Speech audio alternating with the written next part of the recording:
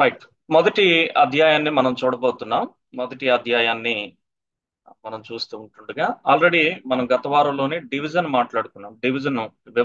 విభజన ఈ పుస్తకానికి సంబంధించిన విభజన మనం ఆల్రెడీ చూసాము. మొదటి విభజనను మనం బేస్ చేసుకునే ఈ పుస్తక ధ్యానంలో మనం ముందుకు వెళ్తాం. మొట్టమొదటిగా మీరు ఆ మిగిలిన వారు ఎవరు కూడా మీరు మీ మైక్ లో ఆన్ చేయకూడదు. అన్మ్యూట్ లోనే ఉండాలి. మ్యూట్ లోనే ఉండాలి. ఎప్పుడైనా మీరు ప్రశ్న అడగాలంటే అన్మ్యూట్ చేసి మాట్లాడాలి. అలాగే ఈశ్వరరావు కొంచెం ఎవరైనా ఆన్ అయిపోతే వాళ్ళు కొంచెం కంట్రోల్ చేస్తా ఉండి డిస్టర్బెన్స్ లేకుండా ఉంటుంది. సరే ఓకే, ఇక్కడ మీరు చూస్తే యెరూషలేములో క్రీస్తును గూర్చినటువంటి సాక్ష్యం అనేటువంటి విషయాన్ని మనం ఇక్కడ చూస్తూ ఉన్నాం.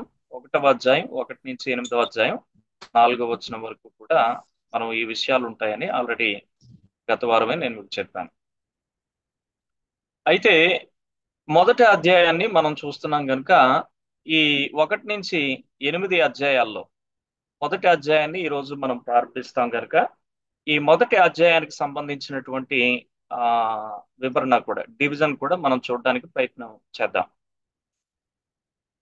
రెండు ప్రాముఖ్యమైనటువంటి మాటల్లో ఈ మొదటి అధ్యాయాన్ని అంతటినీ కూడా మనం విభజించవచ్చు. 2 ముక్కలుగా ఈ అధ్యాయాన్ని మనం చేసుకొని ఆలోచించవచ్చు.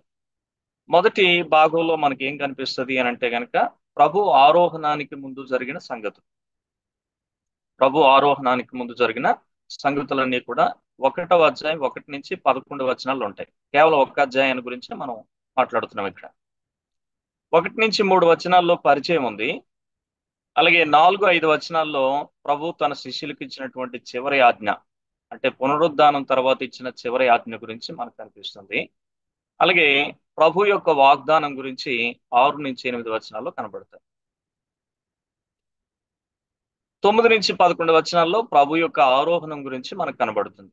ఓకే, పరిచయం మొదటి 3 వచనాలు, అలాగే ప్రభు తన శిష్యులకు ఇచ్చిన చివరి ఆజ్ఞ, పునరుద్ధానం తర్వాత ఇచ్చిన చివరి ఆజ్ఞ 4, 5 వచనాలు, ప్రభు యొక్క వాగ్దానం 6 నుంచి 8 వచనాలు, ప్రభు యొక్క ఆరోహణం 9 నుంచి 11 వచనాలు.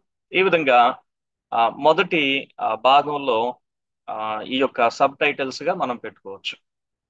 ఇక రెండవ మేజర్ పార్ట్ వచ్చేసరికి పెంతుకోస్తుకు ముందు జరిగిన సంగతులు. మొదటి పార్ట్ లోనేమో ఆరోహణానికి ముందు జరిగిన సంగతులు అన్నాం. రెండవ భాగానికి ఏమో పెంతుకోస్తుకు ముందు జరిగిన సంగతులు. ఇది 1వ అధ్యాయం 12 నుంచి 26 వచనాల్లో ఉండే ఈ సెకండ్ పార్ట్ లో మనం చూడగలం. దీంట్లో శిష్యుల యొక్క ప్రార్థన గురించి 12 నుంచి 14 వచనాలు కనబడుతుంది. పేతురు యొక్క ప్రసంగం గురించి 15 నుంచి 20 వచనాలు కనబడుతుంది. మత్తీయ ఎంపిక చేయబడ్డం అనేటువంటిది 21 నుంచి 26 వచనాలు కనబడతాయి. దీంట్లో మళ్ళీ 3 సబ్ టైటిల్స్ మనకు కనిపిస్తాయి అన్నమాట. ఈ విధంగా మొదటి అధ్యాయం అంతటినీ కూడా మనం ఈజీగా 2 మాటల్లో మనం ఈజీగా గుర్తుపెట్టుకోవచ్చు. మనం ఎవరికైనా చెప్పాల్సి వచ్చినప్పుడు చెప్పవచ్చు. ప్రభు ఆరోహణానికి ముందు జరిగిన సంగతులు అనేటువంటిది మొదటి విషయం అయితే, రెండవది పెంతుకోస్తుకు ముందు జరిగిన సంగతులు అనేది రెండవ విషయం. ఓకే, మరి ఈ యొక్క విషయాలు లోతుల్లోకి వెళ్ళి ఒక్కొక్క వచనాన్ని మనం జాగ్రత్తగా ఆలోచన చేసి అందులో నుంచి మనం నేర్చుకోవాల్సిన పాఠాలు ఏమైనా ఉన్నాయా, ఆ పాఠాలు నేర్చుకోవడానికి మనం ముందుకు వెళ్ళడానికి ప్రయత్నం చేద్దాం. ఓకే, ప్రతి ఒక్కరూ ఈజీగా గుర్తుపెట్టుకోండి. మొదటి అధ్యాయానికి పేరు పెట్టుకున్నాం. ఏంటి పేరు అంటే యేసు ఆరోహణం. అది మొదటి అధ్యాయానికి మనం పెట్టుకున్న పేరు. ఈ మొదటి అధ్యాయంలో 2 మేజర్ డివిజన్స్ ఉన్నాయి. మిగతావన్నీ మీరు పక్కన పెట్టేసినా పర్లేదు. ఈ 2 మేజర్ డివిజన్స్ ఏంటంటే ప్రభు ఆరోహణానికి ముందు జరిగిన కొన్ని సంగతులు ఉన్నాయి. ఆ సంగతుల్ని మనం మాట్లాడుకుంటాం.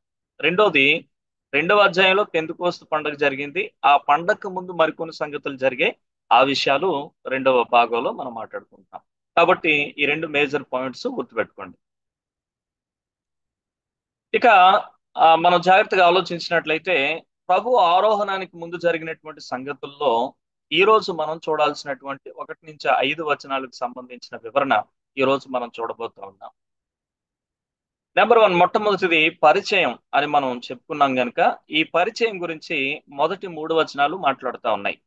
ఇది పుస్తక పరిచయంగా మనం తీసుకుంటే పరిచయానికి సంబంధించినటువంటి విషయాలు 1 నుంచి 3 వచనాలతో మనం చూడగలం.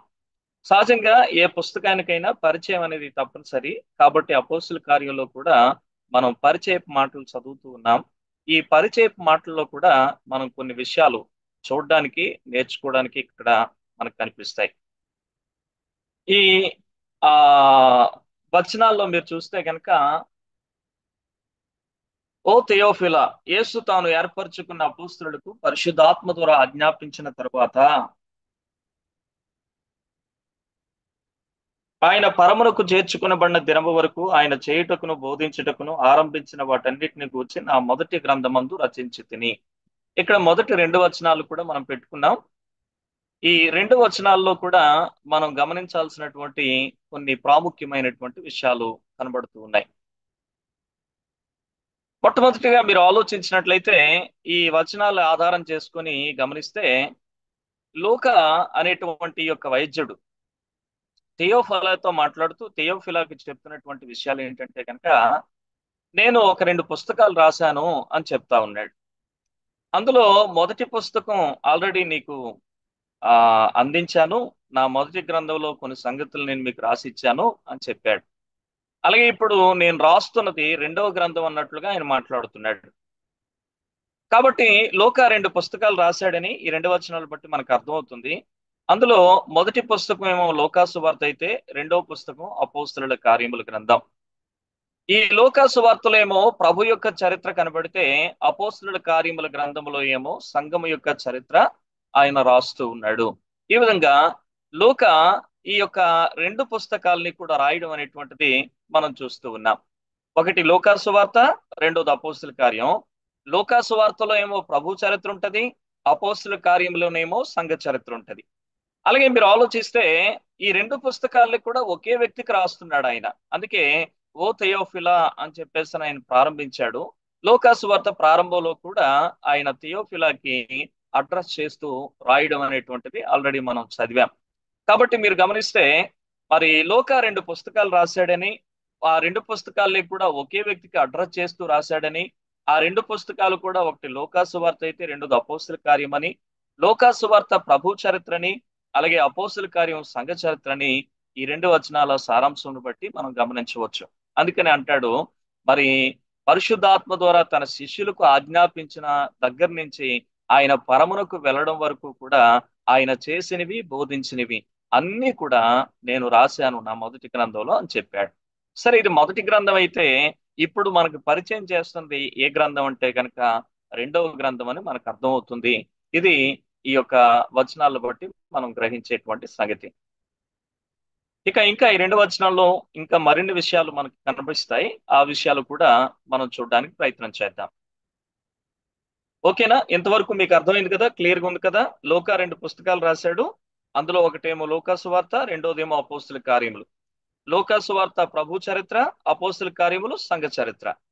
మరి ఈ 2 పుస్తకాలని ఒకే వ్యక్తికి రాశాడు. ఆ వ్యక్తి పేరు థెయోఫిలా. ఇది మనం మొదటిగా ఇంట్రడక్షన్ లో చూస్తున్నటువంటి సంగతి. ఇక మనం ఆలోచించాల్సినటువంటి విషయం ఏంటంటే, ఇంతకీ థెయోఫిలాకి రాస్తున్నాడు కదా, ఈ థెయోఫిలా ఎవరు అనేది మనం గమనించాల్సినటువంటి సంగతి. ఎవరి థెయోఫిలా అని గనక మనం ప్రశ్న వేసుకుంటే, ఈ థెయోఫిలాకు సంబంధించి చాలా రకాలైనటువంటి జవాబులు క్రైస్తవ సమాజంలో ఉన్నాయి. థెయోఫిలాను గురించి క్రైస్తవ సమాజంలో కొన్ని అభిప్రాయాలు ఉన్నాయి. ఆ అభిప్రాయాలు ఏమిటి అని గనక మీరు ఆలోచన చేసినట్లయితే, థెయోఫిలా ఒక వ్యక్తి పేరు కాదు, సార్వత్రిక క్రైస్తవ సంఘాన్ని ఉద్దేశించిందని కొందరి అభిప్రాయం. కొంతమంది ఏమనన్నారు అనంటే గనక, థెయోఫిలా అనేటువంటిది ఒక వ్యక్తి పేరు కాదు అని చెప్పారు. ఇది సార్వత్రిక సంఘాన్ని ఉద్దేశించి రాసింది అని చెప్పి వారు అభిప్రాయపడ్డారు. అలా అభిప్రాయపడడానికి కారణం ఏంటంటే, థియోఫిలా అనేటువంటి 2 పదాలు కూడా గమనిస్తే, థియో అంటే దేవుడు, ఫిలియో అనేటువంటి మాట గ్రీకులో మనం చూస్తే గనక అది ప్రేమ గురించి మాట్లాడుతూ ఉంది. కాబట్టి దేవుని ప్రేమించేటువంటి ఆ వ్యక్తి అది ఒక సంఘం అని చెప్పేసి ఆ విధంగా వారు భావించి, ఇది సార్వత్రిక సంఘాన్ని ఉద్దేశించింది అనేటువంటి మాట కొంతమంది వారి అభిప్రాయంగా తెలియజేశారు. రెండవదిగా థెయోఫిలా అనేటువంటి వ్యక్తి అలెగ్జాండ్రియాకు చెందినటువంటి ఒక ఐగుప్తు వాడని మరికొంతమంది అభిప్రాయపడ్డారు. ఐగుప్తు కు సంబంధించినటువంటి దేశం అలెగ్జాండ్రియా అనేటువంటి ప్రాంతం ఐగుప్తు దేశంలో ఉంది. అక్కడ కొంచెం బైబిల్ కు సంబంధించిన ఎన్నో గ్రంథాలు, తర్జుమాలు అటువంటి వాటికి సహకారం అవి కూడా జరిగినటువంటి ప్రాంతం అలెగ్జాండ్రియా. అందుకని చెప్పేసనే మరి థియోఫిలా అనేటువంటి వ్యక్తి ఆ ప్రాంతానికి చెందినవాడు కాబట్టి ఆయనకు లూకా అడ్రస్ చేస్తూ రాశాడని చెప్పేవారు మరికొంతమంది ఉన్నారు. ఇక మూడవది ఏంటంటే థియోఫిలా ఆ అన్న కుటుంబానికి చెందినవాడు, ఒక యాజకుడని మరికొంతమంది అభిప్రాయం.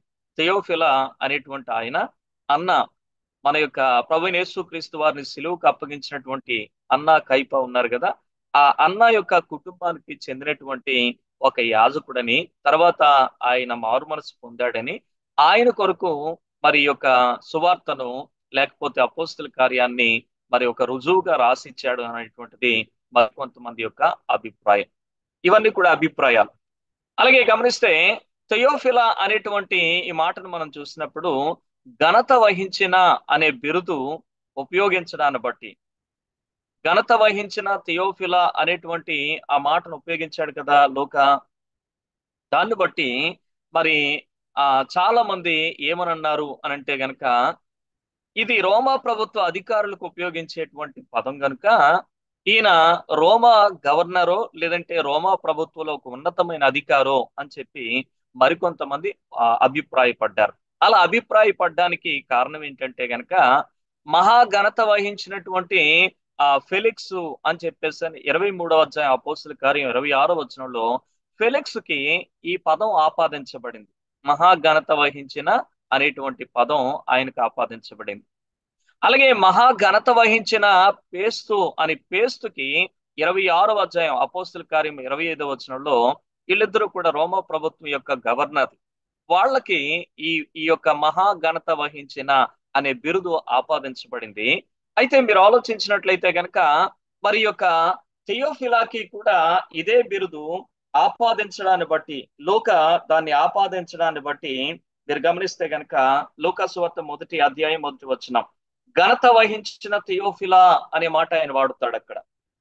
కాబట్టి ఘనత వహించిన అనే పదాన్ని ఆయన ఉపయోగిస్తున్న కారణం చేత చాలా మంది ఏమని అభిప్రాయపడుతున్నారు అనంటే గనక ఈయన రోమా ప్రభుత్వంలో ఒక ఉన్నతమైనటువంటి అధికారం కలిగినటువంటి వ్యక్తి, అందుకొరకే ఘనత వహించిన అనే బిరుదు ఈయనకుంది అని చెప్పి ఈ రెండు ఉదాహరణలు ఫెలిక్స్ ని పేస్తుని ఉదాహరణగా తీసుకుని ఈయన కూడా ఒక ఉన్నతమైన అధికారి కావచ్చు, ఆయనకు అడ్రస్ చేస్తూ లూకా రాస్తున్నాడు అని చెప్పేసి మరికొంతమంది యొక్క అభిప్రాయం. ఇక చివరిగా మీరు ఆలోచించినట్లయితే థియోఫిలా పౌలు లాయర్ అని, పౌలు తరపున కైసరు ముందు వాదించడానికి ఆయనకు అవసరమైనటువంటి ఎవిడెన్స్ గా లూకా ఈ పుస్తకాలని తనకు రాస్తున్నాడని మరికొంతమంది అభిప్రాయం. 5 రకాల అభిప్రాయాలు చెప్పాను నేను మీకు. థియోఫిలా ఎవరి థియోఫిలా అనంటే గనక థియోఫిలా అనేటువంటి పేరు వ్యక్తి పేరు కాదు, సార్వత్రిక క్రైస్తవ సంఘం అన్నది కొంతమంది యొక్క అభిప్రాయం. ఎందుకు అనంటే థియోస్ అంటే దేవుడు, ఫిలియోస్ అంటే ప్రేమ. కాబట్టి దేవుణ్ణి ప్రేమించుట అనే అర్థం వస్తుంది గనక ఆ బాధ్యత లేదంటే ఆజ్ఞ సంఘానికి ఉంది గనక ఇది దేవుణ్ణి ప్రేమించాల్సినటువంటి సార్వత్రిక సంఘాన్ని ఉద్దేశించింది అని వారు అభిప్రాయపడ్డారు. ఇక థియోఫిలా అనే వ్యక్తి అలెగ్జాండ్రియాకు చెందిన ఒక ఐగుప్తు వాడని మరికొంతమంది అభిప్రాయం అయితే, అన్నా కుటుంబానికి చెందిన యాజకుడని మరికొంతమంది అయితే, మరి ఘనత వహించిన అని బిరుదు ఉపయోగించడాన్ని బట్టి ఈయన రోమా ప్రభుత్వంలో ఉన్నత అధికారి అని చెప్పి మరికొంతమంది అభిప్రాయపడుతున్నారు.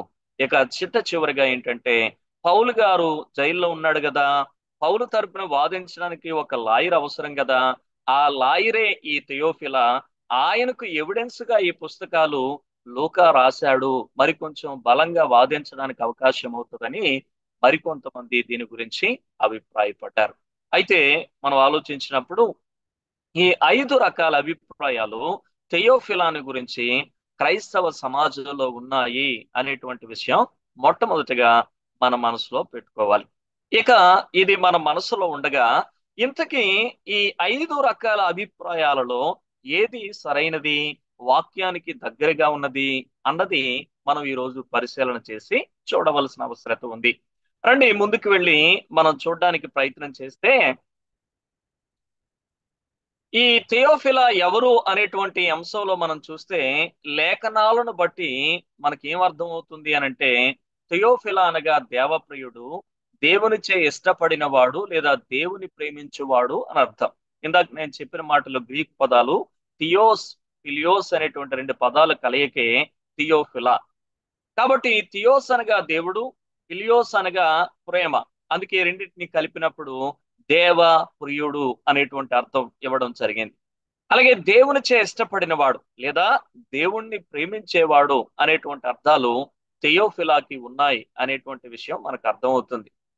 థియోఫిలా ఇది ఒక గ్రీకు పదం గనుక ఈయన ఒక అన్యుడని అర్థమవుతుంది. థియోఫిలా అనేటువంటిది ఒక గ్రీకు పదం గనుక గ్రీకు పేర్లు అనేటువంటివి ఎవరికి ఉంటాయంటే అన్యులకు ఉంటాయి. యూదులకు హీబ్రూ నామకరణం ఉంటది.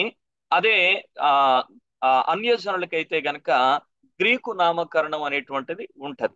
కాబట్టి థియోఫిలా అనేటువంటిది ఇది ఒక గ్రీకు పదం గనుక ఈయన ఒక అన్యుడు అనేటువంటిది మనకు అర్థమవుతుంది. అలాగే ఘనత వహించిన అనే బిరుదును బట్టి ఇతడు రోమా ప్రభుత్వ అధికారి అన్న విషయం అర్థమవుతుంది. గవర్నర్ కాకపోయినా రోమా ప్రభుత్వంలో అంతటి స్థాయి ఏదో ఒక ఉన్నత అధికారం కలిగినటువంటి వ్యక్తే అనే విషయం మాత్రం మనకు అర్థమవుతుంది.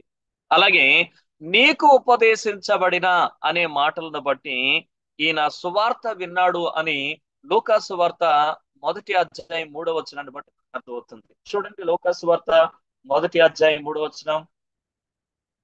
ఎవరైనా ఒక్కరు అన్మ్యూట్ చేసుకొని చదవాలి ఆ వచనాన్ని. మనకు అప్పగించిన ప్రకారము మన మధ్యను నెరవేరిన కార్యములను గూర్చి వివరముగా వ్రాయుటకు అనేకులు పూనుకున్నారు గనుక నీకు ఉపదేశింపబడిన సంగతులను నిశ్చయముగా జరిగినవని నీవు రైట్. తెలుసుకొనుటకు. ఇక్కడ మీరు చూస్తే చాలా వివరంగా అక్కడ క్లియర్ గా లోక ప్రస్తావిస్తున్న మాట ఏంటంటే, నీకు ఉపదేశించబడిన అనే మాటలు ఉపయోగిస్తున్న కారణాన్ని బట్టి ఈయన సువార్త విన్నవాడు అనే విషయం అర్థమవుతుంది. నీకు ఉపదేశించబడినటువంటి సంగతులు అవి నిజముగా జరిగినవి, రూఢిగా జరిగినవని తెలియజేయడం కోసం నేను ఈ యొక్క పుస్తకాన్ని లేకపోతే ఈ వివరాలను తరచి పరిష్కారంగా తెలుసుకొని నీ పేరు మీద రాస్తున్నానని లోక సువార్తను చెప్పాడు. ఈ కారణాన్ని బట్టి ఆయన సువార్త ఆల్రెడీ విన్నాడు అన్న విషయం అర్థమవుతుంది. ఒక అన్యుడిగా జన్మించిన సువార్త విని రక్షించబడినటువంటి వ్యక్తి అనే విషయం అర్థమవుతుంది. అందుకే సువార్తను అంగీకరించిన నూతన విశ్వాసిగా ఈయన మనం చూడొచ్చు. కాబట్టి ఈ విషయాలన్నిటిని బట్టి మనకి ఏం అర్థమవుతుంది అని అంటే గనక, ఈ విషయాలన్నిటిని బట్టి మనకి ఏం అర్థమవుతుందంటే, ఈ యొక్క థియోఫిలా అనబడినటువంటి ఆయన ఒక అన్య జనాంగానికి చెందినవాడు, సువార్తను విన్నాడు, సువార్తను అంగీకరించినటువంటి నూతన విశ్వాసి. ఈయనను ఆధ్యాత్మికంగా బలపరచడం కోసం లూకా ఈ విషయాలు రాస్తున్నాడు అనే విషయం మనకి చివరికి అర్థమవుతుంది. అందుకే లేఖనాలను బట్టి మనం పరిశోధించి మనం పరిశీలన చేస్తే ఎవరి థియోఫిలా అని అంటే గనక, ఈ థియోఫిలా ఒక అన్యుడు, రోమా ప్రభుత్వంలో ఒక అధికారి. అయితే ఈయన సువార్త విన్నాడు. ఆ విన్నటువంటి సువార్తను, ఉపదేశించబడిన మాటలను ఆయన నమ్మాడు, అంగీకరించాడు. నూతనంగా ప్రభువుని నమ్ముకున్నటువంటి థియోఫిలాని క్రీస్తులో మరింత బలపరచడం కోసం లూకా ప్రభు యొక్క చరిత్రను, లూకా సువార్తను, అలాగే సంఘం యొక్క చరిత్రను, అపోస్తుల కార్యాన్ని ఆయన కొరకు రాయడం మనం చాలా వివరంగా గమనించగలం. కాబట్టి ఎవరు ఈ థియోఫిలా అనంటే గనక, మరి సంఘములో చాలా, క్రైస్తవ సమాజంలో చాలా అభిప్రాయాలున్న లేఖనాలను బట్టి మనం ఈ కంక్లూజన్కి రావచ్చు. ఓకే, ఎవరి థియోఫిలా అంటే ఇక కన్ఫ్యూజ్ అవ్వకుండా మీరు క్లియర్ గా అర్థం చేసుకోండి. ఒక అన్య జనాంగానికి సంబంధించినటువంటి రోమా ప్రభుత్వంలోకి ఉన్నత అధికారంలో ఉండేటువంటి వ్యక్తి, సువార్తను విని విశ్వసించి నూతనముగా రక్షించబడినటువంటి విశ్వాసి. ఈయనను బలపరచడానికి లూకా మొదట ప్రభు యొక్క చరిత్ర కలిగిన సువార్తను, సంఘం యొక్క చరిత్ర కలిగినటువంటి అపోస్తుల కార్యాన్ని ఈయనకు అడ్రస్ చేస్తూ రాస్తున్నాడు అనేటువంటి విషయాల్ని మనం అర్థం చేసుకోవాలి. ఓకే, క్లియరా? థియోఫిలా ఎవరు అర్థమైందా?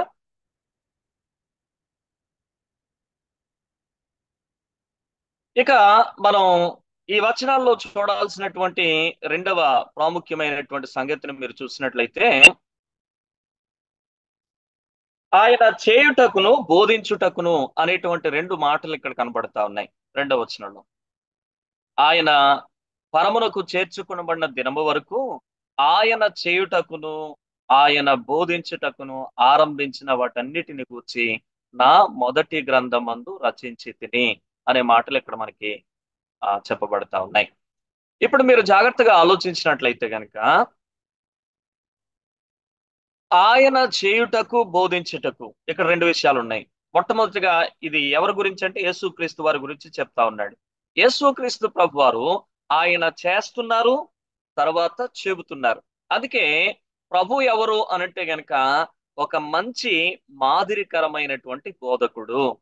యేసుక్రీస్తు ప్రభు వారికి మించిన మాదిరికరమైన బోధకుడు మనకి ఇంకెక్కడా ఎవరు దొరకరు అనేటువంటి విషయం గమనించాలి. ఆయనకు మించిన వారు ఎవరు లేరు. ఆయనను అనుకరించే వారు ఉంటే ఉండవచ్చును. దాన్ని గమనిస్తే గనక అంత ఔన్నత్యం కలిగినటువంటి ప్రభువుగా మనం చూస్తాం. మంచి మాదిరికరమైనటువంటి బోధకుడు. మీరు ఆలోచన చేసినట్లయితే గనక ఆయన చేస్తాడు, తర్వాత చెబుతాడు. చేయుట, బోధించుట ఈ రెండు విషయాల్ని కూడా గమనించినట్లయితే ఆయన చేస్తాడు, తర్వాత చెబుతాడు, లేదా ఆయన చెబుతాడు, తర్వాత చేస్తాడు. ఆయన ఏం చేస్తాడో అదే చెప్తాడు, ఏం చెప్తాడో అదే చేస్తాడు. ఆయన మాదిరికరమైనటువంటి బోధకుడు. మీరు జాగ్రత్తగా ఆలోచన చేసినట్లయితే లూకా సువార్త 19వ అధ్యాయం 10వ వచనాన్ని మనం చూసినప్పుడు, నశించిన దానిని వెదకి రక్షించుట కొరకు మనుష్య కుమారుడు ఈ లోకమునకు వచ్చెను అనే మాట లూకా సువార్త 19వ అధ్యాయం 10వ వచనంలో మనం చదువుతాం.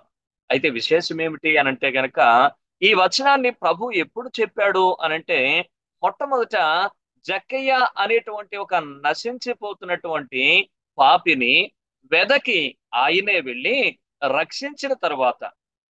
ఏమంటే జక్కయ్య ప్రభువును వెదకల, జక్కయ్యే జక్కయ్యని వెతుక్కుని ప్రభు ఎరుకో పట్టణానికి వచ్చాడు. ఆయన ఎరుకోకు వచ్చాడన్న వార్త విన్న తర్వాత ఆ రోడ్లోంచి వెళ్ళిపోతున్నాడు, చూసిపోదామని చెప్పి జక్కయ్య వచ్చాడు. కానీ జక్కయ్య పనిగట్టుకుని యేసు ఎక్కడో ఉన్నాడని వెతికే ప్రయత్నం అయితే చేయలేదు. కాబట్టి జక్కయ్యను వెతుక్కుంటూనే ఎరుకో పట్టణానికి వచ్చినటువంటి ప్రభు జక్కయ్యను వెదకి వెదకి మరి నశించిపోతున్నటువంటి జక్కయ్యని, ఏమండి ఆ రోజు ఎంతో మంది ఆయన చూడడానికి వచ్చారు. ఆ మార్గంలో దాటిపోకుండా ఒక్కసారి ఆగి, జక్కయ్య దగ్గరకు వచ్చినాక ఆగి ఆ చెట్టు మీద ఉన్న జక్కయ్య వైపు చూసి, జక్కయ్య త్వరగా దిగు, నేడు నేను నీ ఇంట ఉండవలసి ఉంది అని చెప్పి జక్కయ్యను పిలిచి మరి, ఏమండి జక్కయ్యను పిలిచి మరి ఆయనను రక్షించినటువంటి ప్రభువుగా ఆయనను మనం చూస్తాం. మీరు జాగ్రత్తగా ఆలోచిస్తే లూకా 19:10లో నశించిన దానిని వెదకి రక్షించుట కొరకు మనుష్య కుమారుడి లోకానికి వచ్చాడు అని చెప్పి ఆ వచనంలో ఆయన స్టేట్మెంట్ పలుకుతూ, దానికి ముందు ఆయన ఏం చేశాడు అని అంటే గనక, ఏదైతే ఆయన చెబుతున్నాడో అది క్రియలలో చేసి చూపించాడు. కాబట్టి అందుకే ప్రభు మంచి మాదిరికరమైన బోధకుడు. ఏం చేస్తాడో అదే చెబుతాడు, ఏం చెబుతాడో అదే చేస్తాడు అనే విషయాన్ని మనం జ్ఞాపకం చేసుకోవాల్సిన వారమై ఉంటున్నాం. కాబట్టి పిల్లరా, ఆ విధంగా జక్కీను రక్షించిన తర్వాత ఈ స్టేట్మెంట్ చెప్పాడు కనుక, అందుకే లోక చాలా వివరంగా చెప్తున్నాడు, ఆయన చేయుటకు ఆయన బోధించుటకు. కాబట్టి యేసయ్య కేవలం వట్టి మాటలు చెప్పేవాడు కాదు, గాని ఆ మాటలు ఏవైతే చెప్తున్నాడో, బోధ ఏదైతే చేస్తున్నాడో దాన్ని చేసేవాడుగా ప్రభువును మనం చాలా స్పష్టంగా చూడగలం. ఇది కేవలం లోక సువార్తలోనే కాదు, సువార్తలన్నిటిలో కూడా ఈ మాదిరి మనకు కనిపిస్తుంది అనే విషయాన్ని గమనించాలి. సువార్తలన్నీ కూడా మనం పరిశీలన చేస్తే, ఎందుకంటే అన్ని సువార్తలు యేసుక్రీస్తు ప్రభువారు చేసిన విషయాలు, బోధించిన విషయాలు రాసాయి గనుక ప్రతి సువార్తను మనం పరిశీలిస్తే ఈ విషయాలు చాలా వివరంగా మనకు అర్థమవుతాయి. అందుకే ఆయన చేస్తాడు, తర్వాత చెబుతాడు, లేదా కొన్నిసార్లు చెబుతాడు వెంటనే ఆయన చేస్తాడు అనే విషయం మనకు అర్థమవుతుంది మిగిలిన సువార్తలను పరిశీలన చేస్తే. ఉదాహరణకి యోహాను సువార్తలో నుంచి కొన్ని ఉదాహరణలు మీ ముందు పెట్టడానికి నేను ప్రయత్నం చేస్తున్నాను. జాగ్రత్తగా ఈ విషయాలు గమనించండి. యోహాను సువార్తలో నుంచి కొన్ని ఉదాహరణలు మీ ముందు పెట్టడానికి నేను ప్రయత్నం చేస్తాను. ఓకే, మరి నెక్స్ట్ స్లైడ్కి వెళ్లే ముందు ఆ మర్చిపోకుండా ఖచ్చితంగా నోట్ చేసుకోండి. ఆ యేసయ్య చేయుట బోధించుట అనే రెండు విషయాల గురించి మనం ఇక్కడ మాట్లాడుకుంటున్నాం. ప్రభు మంచి మాదిరికరమైన బోధకుడు. ఎందుకు అనంటే ఆయన చేస్తాడు, ఆయన చెబుతాడు, లేదా ఆయన చెబుతాడు, ఆయన చేస్తాడు. కాబట్టి చెప్పి చేస్తాడు లేదా చేసి చెప్తాడు గనుక ఆయన మంచి బోధకుడు, మాదిరికరమైన బోధకుడని మనం గుర్తించగలుగుతూ ఉన్నాం. కాబట్టి ఉదాహరణ లోక 19:10 జక్కయ్య రక్షణ గురించినటువంటి విషయాలు చెప్పాను. మరి ఇది కేవలం ఒక లోకా సువార్తే కాదు, అన్ని సువార్తల్లోనూ ఉన్నాయి కనుక మరి యోహాను సువార్తలో నుంచి కొన్ని విషయాలు మీ ముందు ఈ సందర్భంలో పెట్టడానికి నేను ప్రయత్నం చేస్తాను. జాగ్రత్తగా ఈ విషయాలు మీరు గమనించాలి. అదే సమయంలో తప్పకుండా నోట్ చేసుకోవాలి, ఎవరు కూడా మిస్ అవ్వద్దు. ప్రభు మనకి మంచి మాదిరికరమైన బోధకుడు అని మనం చూస్తున్నప్పుడు ఆయన ఏమి చెబుతాడో అదే చేస్తాడు, ఏమి చేస్తాడో అదే చెప్తాడు. ఇది మనం ప్రభువులో చూసే శ్రేష్టమైనటువంటి గుణం, శ్రేష్టమైనటువంటి లక్షణం. మీరు జాగ్రత్తగా ఆలోచించినట్లయితే గనక ఆయన ఏమి చేస్తాడో అదే చెబుతా ఉన్నాడు, ఏమి చెబుతున్నాడో అదే ఆయన చేస్తున్నాడు అనేటువంటి విషయాన్ని మనం ఇక్కడ చాలా స్పష్టంగా అనుకోగలం. మీరు ఆలోచించినట్లయితే గనక ఎందుకని అలా చేస్తున్నాడు, ఎందుకని అలా చెప్పాడు, లేదా చెప్పిందే చేశాడు, చేసిందే చెప్పాడు, కారణం ఏంటి అనంటే గనక మొదటి పేతురు పత్రిక 2వ అధ్యాయం 21వ వచనంలో మనకి అన్ని విషయాల్లో యేసయ్య మాదిరి చూపించేవాడు అనే విషయాన్ని గమనించాలి. మొదటి పేతురు 2వ అధ్యాయం 21వ వచనం ఒకసారి మనం వాక్యాన్ని తెరిచి చూడడానికి ప్రయత్నం చేద్దాం. తర్వాత ఎలాగో చూడరు, అందుకే ఇప్పుడే ఒకసారి చూడండి.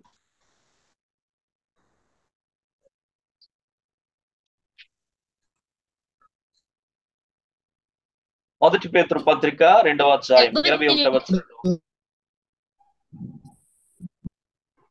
21వ వచనం, 1 పేతురు 2:21. క్రీస్తు కూడా మీ కొరకు బాధపడి మీరు తన అడుగు జాడల యందు నడుచుకున్నట్లు మీకు మాదిరి ఉంచిపోయెను. రైట్, థ్యాంక్ యూ తల్లి. అలా ఎవరి దగ్గర అయితే పిల్లలు అలా డిస్టర్బెన్స్ లేని వారు ఉంటారు, వారు చదవడానికి ప్రయత్నం చేస్తే క్లారిటీగా ఉంటుంది. Thank you. ఓకే, మీరు ఇక్కడ జాగ్రత్తగా గమనిస్తే క్రీస్తు అక్కడ శ్రమల గురించి రాస్తున్నాడు కాబట్టి మీ కొరకు బాధపడి అని అంటూ ఒక మాట మన కోసం అక్కడ హైలైట్ చేసి చెప్తున్నాడు. ఏంటి ఆ మాట అంటే గనక మనము తన అడుగు జాడల యందు, మీరు ఆయన అడుగు జాడల యందు నడుచుకున్నట్లు మీకు మాదిరి ఉంచిపోయెను అనే మాట మనం చూస్తున్నాం. యేసయ్య మనకు మంచి మాదిరి ఆయన బోధలోను బ్రతుకులోను చూపించాడు. అందుకోసమనే మనకు అనేక విషయాల్లో మాదిరి చూపించాడు. ఎక్కడా కూడా చేయుట చెప్పుట అనే విషయంలో ప్రభువులో నుంచి ఒక మంచి మాదిరి మనం చూస్తున్నాం. యోహాను సువార్తలో నుంచి మనం చూద్దాం అనుకున్నాం గనక యోహాను సువార్తను గమనిస్తే గనక యోహాను సువార్తలో ఆయన మనుషుని అంతరంగం ఎరిగిన వాడు అని 2వ అధ్యాయం 24వ వచనంలో మాట్లాడతాడు. మనుషుని అంతరంగం ఎరిగిన వాడు అని ఆయన గురించి చెప్పబడింది. అయితే మనుషుని అంతరంగం ఎరిగిన వాడుగా ఆయన గురించి చెప్పబడితే 3వ అధ్యాయం 1-10 వచనాల్లో మనం చూసినప్పుడు నికోదేముతో దేవుడు మాట్లాడుతూ ఉండగా, అలాగే యోహాను సువార్త 4వ అధ్యాయంలో మనం చూసినప్పుడు సమరయ స్త్రీతో ప్రభు మాట్లాడుతూ ఉండగా వారి అంతరంగాన్ని ఎరిగిన వాడుగా వారి జీవితం ఏంటో చెప్పేస్తా ఉన్నాడు. ఏమంటే నికోదేము ఎందుకు వచ్చాడో ప్రభు వెంటనే కనెక్ట్ అయి మాట్లాడుతున్నాడు. నికోదేము ఎందుకొరకు వచ్చాడు అనేటువంటి ఆ యొక్క విషయాల్ని ప్రభు చాలా క్షుణ్ణంగా ఆయన యొక్క అంతరంగాన్ని ఎరిగిన వాడిగా చాలా స్పష్టంగా మాట్లాడుతూ ఉన్నాడు. గమనిస్తే యూదుల అధికారి అయినటువంటి నికోదేము పరిసయ్యుడు ఒకడు అతడు రాత్రి యందు ఆయన యొద్దకు వచ్చి, బోధకుడా, నువ్వు దేవుని యొద్ద నుండి వచ్చిన బోధకుడు అని మేము ఎరుగుదుము, దేవుడు అతనికి తోడై ఉంటే గాని నువ్వు చేయించిన సూచక్రియలు ఎవడును చేయలేడని ఆయనతో చెప్పాను. అందుకు యేసు, ఒకడు క్రొత్తగా జన్మిస్తేనే గాని అతడు దేవుని రాజ్యమును చూడలేడని నీతో నిశ్చయముగా చెప్పుచున్నాను. జాగ్రత్తగా ఆలోచిస్తే అసలు నికోదేము మాట్లాడిన దానికి ప్రభు మాట్లాడిన దానికి ఏం సంబంధం ఉన్నట్లుగా ఉండదు. నికోదేమేమో నువ్వు దేవుని దగ్గర నుంచి వచ్చిన బోధకుడివి, దేవునికి తోడుగా ఉన్నాడు, అందుకే నువ్వు అద్భుతాలు చేయగలుగుతున్నావు, అసలు చాలా గొప్పవాడు అన్నట్లుగా ప్రభువును పోగొడుతా ఉన్నాడు. ఆయనకి నికోదేము ఇచ్చిన కాంప్లిమెంట్ ని బట్టి నేనేం చెప్పాలి? అయితే అదేముంది బ్రదర్ అనాలి, లేకపోతే థ్యాంక్ యూ నికోదేము గారు అని చెప్పాలి. ఇలాంటివి ఏమి లేవు అక్కడ. డైరెక్టర్ గా ఆయన కౌంటర్ లోకి వెళ్ళిపోతా ఉన్నాడు. ఏమనంటాడంటే, నువ్వు ఎన్నైనా చెప్పొచ్చు కానీ ఒకడు క్రొత్తగా జన్మిస్తే గాని దేవుని రాజ్యమును చూడలేడు అని చెప్పాడు. ఎందుకని ఆ మాట ఆయన చెప్తా ఉన్నాడు అని అంటే గనక, అసలు నికోదేము వచ్చిందేమో దేవుని రాజ్యం చేరాలంటే ఏం చేయాలో తెలుసుకోవడానికి. కాకపోతే ఈయనేమో వయసులో పెద్దోడు నికోదేము, మరి యేసు ప్రభు ఏమో చిన్నోడు, వయసులో చిన్నవాడు. ఈయనేమో అనుభవం కలిగిన బోధకుడు, ఈయన ఇప్పుడిప్పుడే బోధ ప్రారంభించిన సేవకుడు. మరి ఇంత సీనియర్ సేవకుడు వచ్చి మరి అప్పుడే సేవ ప్రారంభించినటువంటి యవనస్తుడిని ప్రశ్నలు అడిగితే ఏం బాగుంటుంది? అందుకే రావడం అయితే వచ్చాడు కానీ ఈ ప్రశ్న డైరెక్టర్ గా ప్రభు ముందు పెట్టడానికి కొంచెం ఎందుకు అహం అడ్డొచ్చినట్టుంది. అందుకోసమే ఆ సంగతి ఎరిగిన వాడుగా ప్రభు ఏం చేస్తున్నాడు అని అంటే, డైరెక్టర్ గా నికోదేముతో మాట్లాడుతున్నాడు. ఇది మనకి ఎలా అర్థమవుతుంది అని అంటే, నికోదేము కంటిన్యూషన్ లో ప్రభుతో కలిసిపోతాడు. ప్రభు అసలు నేను దాని కొరకు రాలేదే, అసలు ఎలా ఒక వ్యక్తి దేవుని రాజ్యం వెళ్తాడు నాకు తెలుసు, నువ్వు చెప్పక్కర్లేదే. ఇటువంటివి ఏమి లేవు. నికోదేము ఆ విషయాలు ఏం మాట్లాడట్లేదు. అంటే నికోదేము యొక్క అంతరంగాన్ని ఎరిగి ప్రభు మాట్లాడాడు గనుక వెంటనే నికోదేము ప్రభుకి కనెక్ట్ అయ్యాడు. వారి సంభాషణ ముందుకు వెళుతుంది అనే విషయాన్ని మనం జ్ఞాపకం చేసుకోవాలి. ఇక మీరు ఆలోచన చేసినట్లయితే, మరి జీవాహారం నేనే అని చెప్పాడు 6వ అధ్యాయం 51వ వచనంలో. అయితే 5,000 మందికి ఆయన ఆహారం పెట్టాడు 6వ అధ్యాయం 10 నుంచి 12 వచనాల్లో. అందుకే చెప్పాను, ఆయన చేస్తాడు చెప్తాడు, లేదా చెబుతాడు చేస్తాడు. ఇక్కడ మొదట చెప్పాడు, తర్వాత ఆయన చేస్తా ఉండడం చూస్తున్నాం. జీవాహారం నేనే అని చెప్పినటువంటి ఆయన 5,000 మందికి ఆహారం పంచిపెట్టి వారి ఆకలిని తీర్చాడు అనే విషయాన్ని జ్ఞాపకం చేసుకోవాలి. జీవాహారాన్ని ఇవ్వగలిగిన దేవుడు మరి శరీరానికి ఆహారం ఇవ్వడా? ఖచ్చితంగా ఇస్తాడు. ఇదిగో దాన్ని నిరూపించడం కోసమే 5,000 మందికి ఆయన ఆహారం పెట్టాడు అనే విషయాన్ని మనం చూస్తూ ఉన్నాం. అలాగే మీరు గమనిస్తే మరి 8వ అధ్యాయం 12 వచనంలో, 9వ అధ్యాయం 5వ వచనంలో కూడా నేను లోకమునకు వెలుగును అని చెప్పాడు. 9వ అధ్యాయం 6, 7 వచనాల్లో గుడ్డివాని కన్నులు తెరిచాడు అనే విషయాన్ని మనం చూస్తున్నాం. అంటే ఆయన ఏమి చెబుతాడో అది చేస్తాడు. నేను లోకానికి వెలుగును చెప్పినటువంటి ఆయన ఇప్పుడు గుడ్డివాని కన్నులు తెరిచి చీకట్లో అంధకారంలో బతుకుతున్న ఒక వ్యక్తికి వెలుగు ప్రసాదింపజేశాడు అనే విషయాన్ని మనం ఇక్కడ చాలా స్పష్టంగా గమనించగలం. అలాగే మరొక ప్రస్తావన కూడా చూసినప్పుడు, పునరుద్ధానము జీవము నేనే అని చెప్పాడు. లాజరును, చనిపోయి 4 దినములు సమాధిలో ఉన్న లాజరును బ్రతికించాడు. కాబట్టి మీరు గమనించండి, ఈ విధంగా మీరు ఆలోచన చేసినట్లయితే గనుక అన్ని సువార్తల్లో కూడా మీరు జాగ్రత్తగా పరిశీలన చేసి మీరు చూస్తే ప్రభు ఏమి చెప్పాడో అది చేశాడు, ప్రభు ఏమి చేశాడో అదే చెప్పాడు. కాబట్టి ఆయన ఏం చెబితే అదే చేస్తాడు, ఆయన ఏం చేస్తే అదే చెప్తాడు అనేటువంటి ఈ స్లోగన్ మాదిరికరమైన బోధకుడైన మన ప్రభువుకి చాలా చక్కగా సరిపోతాం. కాబట్టి గమనించండి, దయచేసి ఈ విషయాలు మనం అర్థం చేసుకుందాం.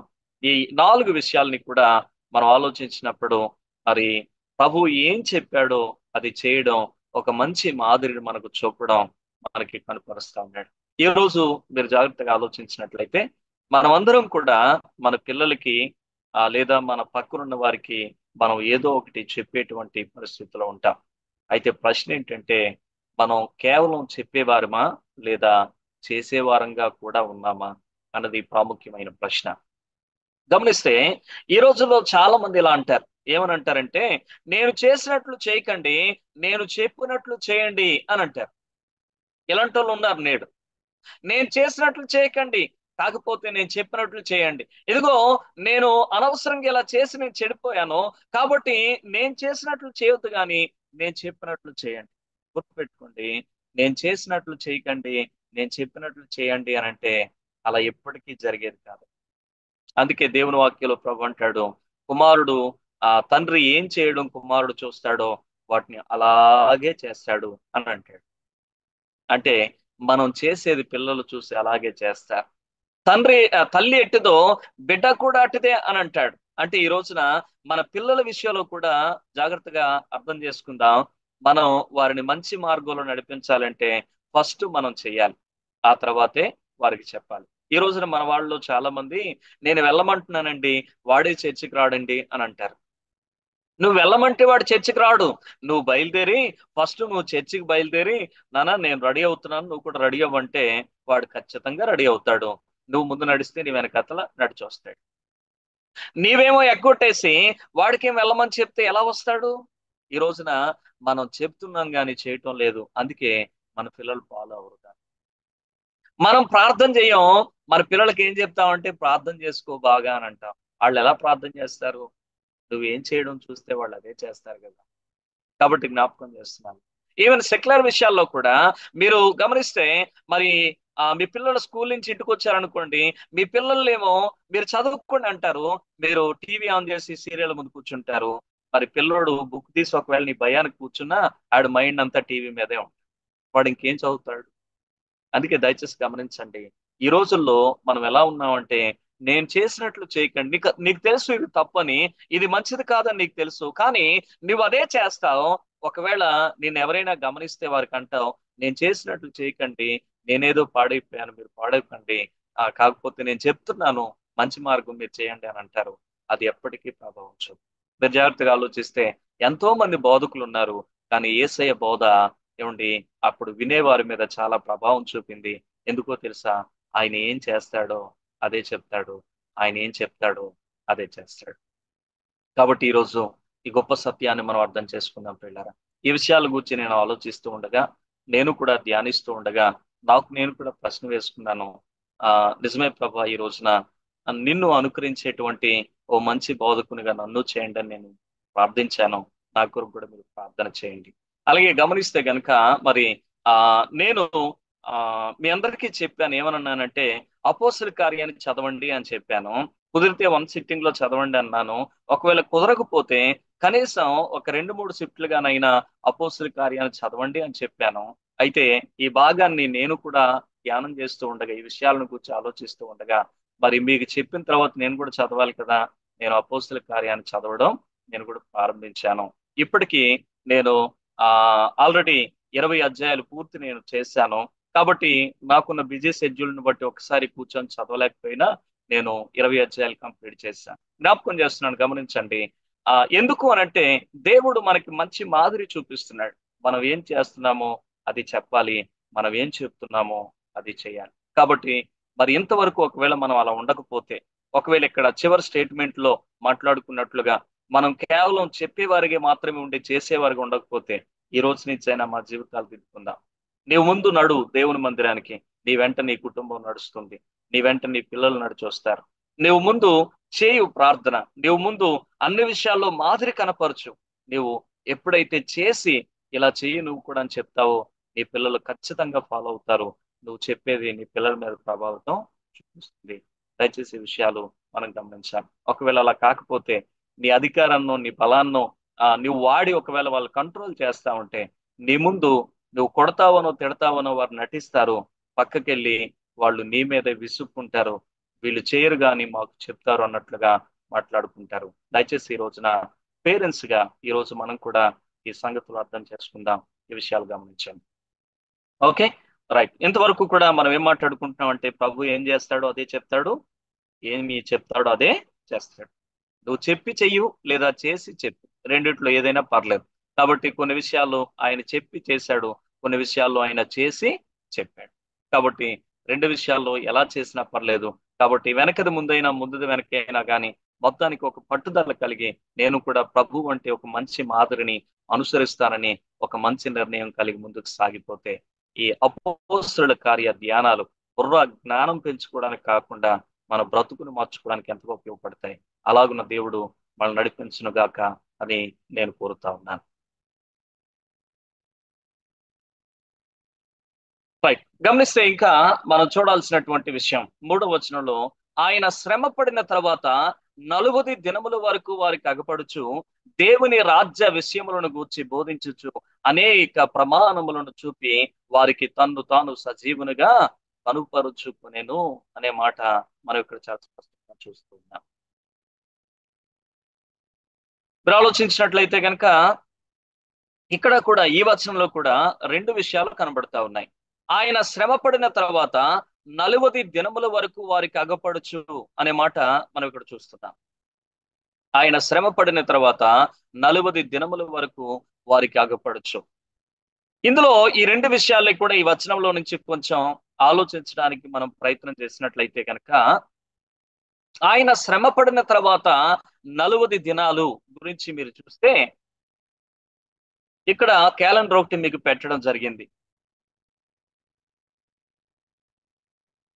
14వ తారీఖున పస్కా పండుగ అనేటువంటిది జరిగింది. సాయంకాలం 3 గంటలకి పస్కా పశువును వధిస్తారు.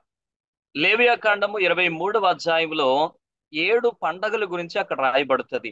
ఈ 7 పండగలు ప్రభు అయిన యేసు క్రీస్తు వారిలో నెరవేర్చబడతాయి. ఆల్రెడీ కొన్ని పండగలు నెరవేర్చబడ్డాయి, మరికొన్ని భవిష్యత్తులో నెరవేర్చబడబోతున్నాయి. కాబట్టి మీరు జాగ్రత్తగా ఈ విషయాలు గమనించవలసిన వారై ఉంటున్నారు. ఈ యొక్క 7 పండుగలు కూడా 2 భాగాలుగా ఉంటాయి. 4 పండుగలు ఒక భాగం, 3 పండుగలు ఒక భాగం. రెండింటికి మధ్య విరామం ఉంటుంది.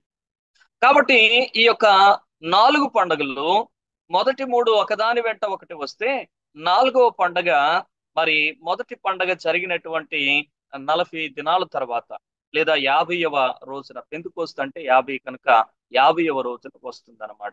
కాబట్టి ఆ వివరాలు ఇప్పుడు మనం ముందుకు వెళ్ళినప్పుడు చూడబోతా ఉన్నాం. అయితే ఇందులో ఈ వరుసగా వచ్చే పండగలలో మొదటి పండగ ఏ పండగ అని అంటే గనక పస్కా పండగ. లేవియాకాండం 23వ అధ్యాయం 5వ వచనంలో మనం ఆ వచనాన్ని మనం చూడగలుగుతూ ఉంటాం. కాబట్టి మొట్టమొదటిది వారికి పస్కా పండగ అయితే, ఈ పస్కా పండగ క్రీస్తులో ఎలా నెరవేర్చబడింది అనంటే గనక, పస్కా పండగ రోజున మరి పస్కా గొర్రెపిల్ల ప్రజల కొరకు బలి అవుతుంది, వధించబడుతుంది. అలాగే ఈ రోజు మనం ఆలోచన చేస్తే మనందరి కొరకు మన యొక్క క్రీస్తు అనే పస్కా పశువు వధించబడ్డారు. ఈ విధంగా యేసు క్రీస్తు ప్రభువారు మన కొరకు ప్రాణం పెట్టుటలో ఈ పస్కా అనేటువంటి పండగ అది ఏమని అంటామనంటే గనక క్రీస్తులో నెరవేర్చబడింది అని చెప్పొచ్చు. క్రీస్తులో నెరవేర్చబడింది.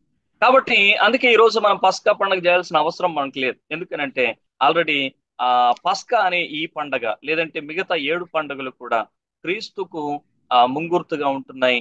నిజ స్వరూపము క్రీస్తులోనే ఉంది. అవన్నీ ఛాయ మాత్రం. కాబట్టి గమనిస్తే 14వ తారీఖున పస్కా పండుగ అవుతుంది. సాయంకాలం 3 గంటలకు వారు పస్కా పశువును వధిస్తారు. పస్కా పశువును వధించిన తర్వాత యూదులకు సాయంకాలం 6 గంటల నుంచి రోజు మారుతుంది. మనకి ఎన్ని గంటల నుంచి రోజు మారుతుంది? రాత్రి 12కి రోజు మారుతుంది. కానీ వాళ్ళకి ఎప్పుడు రోజు మారుతుంది అంటే సాయంకాలం 6 గంటలకు రోజు మారుతుంది. అంటే సాయంకాలం 6 గంటల నుంచి మరునాడు సాయంకాలం 6 గంటలకి వారికి ఒక రోజుగా కౌంట్ చేయబడుతుంది. కాబట్టి మీరు ఆలోచించినట్లయితే వీళ్ళు 14వ తారీఖు మధ్యాహ్నం లేదా సాయంకాలం 3 గంటలకు పస్కా పశువును వధించి ఆ పశువు మాంసం అంతటిని సిద్ధపరుచుకుని ఈ పస్కా పశువు యొక్క మొత్తం చేయాల్సినటువంటి తతంగం అంతా ముగిసేసరికి ఆల్రెడీ సాయంకాలం 6 అయిపోతుంది. ఇక 6 దాటినప్పుడు వాళ్ళు ఏమవుతున్నారు అని అంటే గనక మరుదినములోనికి ప్రవేశిస్తారు. ఆ మరుదినము 15వ తారీఖు. ఆ 15వ తారీఖు ఏంటంటే వాళ్ళకి పులియన రొట్టెల పండగ దినం అన్నమాట. ఈ పులియన రొట్టెల పండగలో ఈ పులియన రొట్టెలతో పాటు వీళ్ళు ఏం భుజిస్తారు అని అంటే గనక పస్కాను భుజిస్తారు. ఆ రాత్రికాల సమయంలో వారు పస్కాను భుజించడం అనేటువంటిది జరుగుతుంది. ఇది 15వ తారీఖున జరిగినటువంటి సన్నివేశం. మరి వారి పస్కా పశువును భుజించినట్లుగా నేడు మనం కూడా ప్రభువైన యేసు క్రీస్తు వారి యొక్క శరీరమునకు రక్తమునకు సూచనగా ఉన్న ఈ యొక్క రొట్టెను ద్రాక్షరసాన్ని మనం తీసుకోవడం అనేది మనం గమనిస్తా ఉన్నాం. ఈ విధంగా పస్కా పండుగ, పులియన రొట్టెల పండుగ అనేవి నేడు క్రీస్తులో ఎంత చక్కగా నెరవేర్చబడ్డాయో మనం చూడగలం.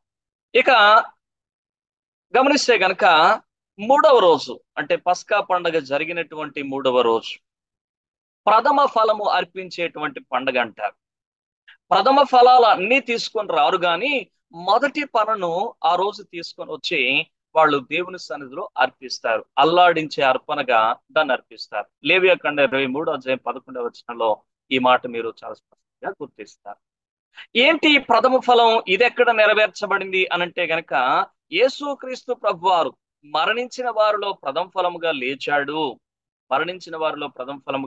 మొదటి కొరింథీ పత్రిక 5వ అధ్యాయం 7వ వచనంలో క్రీస్తు ప్రథమ ఫలము అనేటువంటి విషయం మనకు చాలా స్పష్టంగా కనిపిస్తా ఉంది. కాబట్టి గమనించండి, 15వ అధ్యాయంలో ఈ మాట మీరు చూడాలి. కొంచెం రిఫరెన్స్ మేద కిందది మీదకి పడింది. మొదటి కొరింథీ 5:7 చూడండి. పస్కా పశువు గురించి రాయబడుతుంది. అది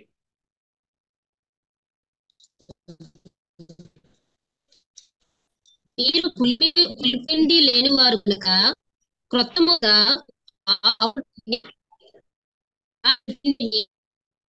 పారవేయుడి.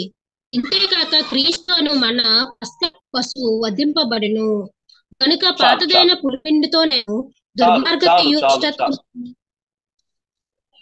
అమ్మా మీరు దయచేసి నా మాట ఫాలో అవ్వాలి. చాలు.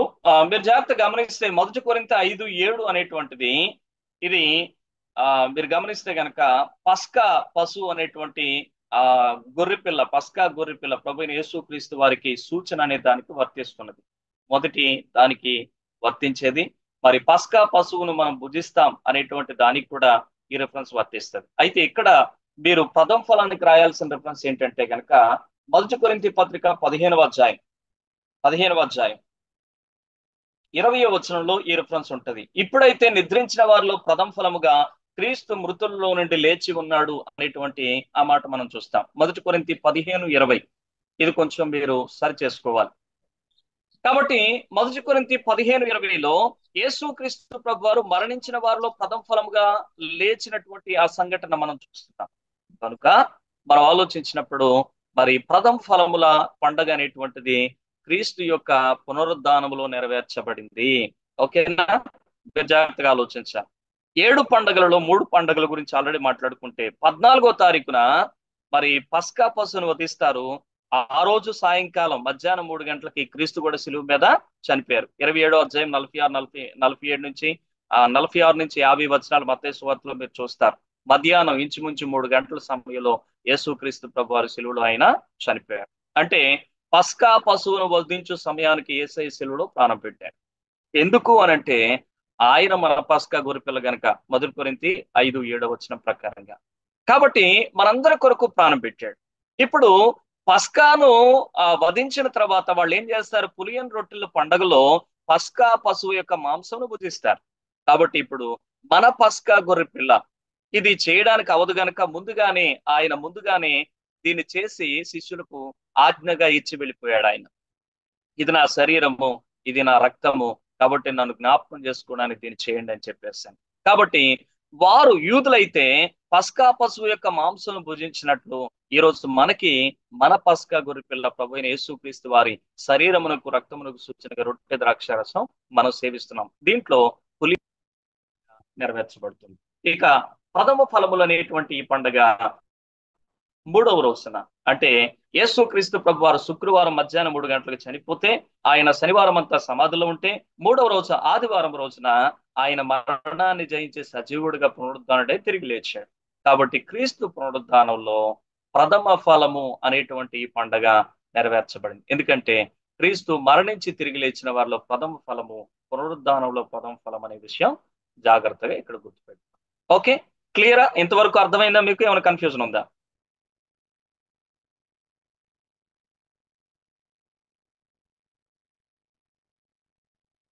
అర్థమవుతుంది. Right, thank you.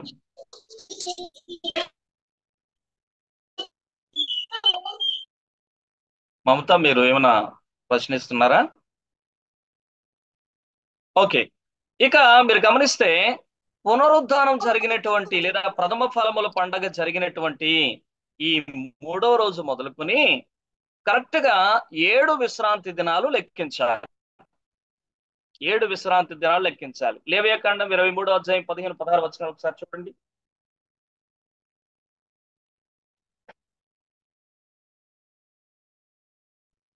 లేవియాకాండం 23వ అధ్యాయం 15-16 వచనాలు. మీరు విశ్రాంతి దినమునకు మరునాడు మొదలుకొని, విశ్రాంతి దినం అంటే వాళ్ళకి ఏ రోజు?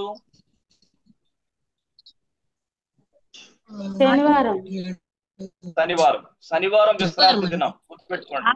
కాబట్టి అమ్మా ఆదివారం కాదు విశ్రాంతి దినం, ఆదివారం కాదు, ఆదివారం పునరుద్ధాన దినం అంటారు.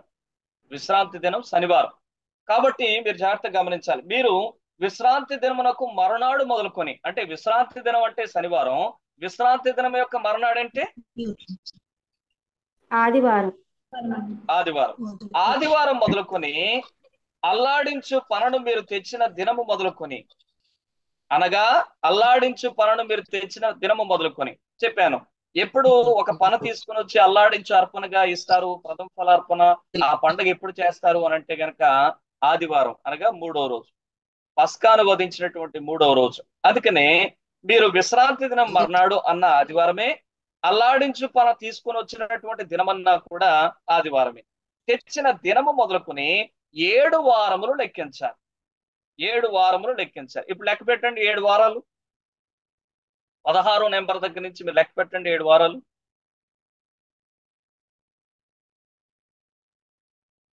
50 వస్తుంది. మళ్ళీ ఆదివారం 50 వస్తుంది. ఆ రోజు కూడా మళ్ళీ ఏమొస్తుంది అంటే ఆదివారమే వస్తుంది అనమాట. కాబట్టి ఈ 50వ రోజున ఏం చెయ్యాలి అనంటే గనక కొత్త ఫలముతో నైవేద్యం చేయాలి. మీరు జాగ్రత్తగా అర్థం చేసుకోవాలి, రెండింటికి వేరియేషన్ ఉంది.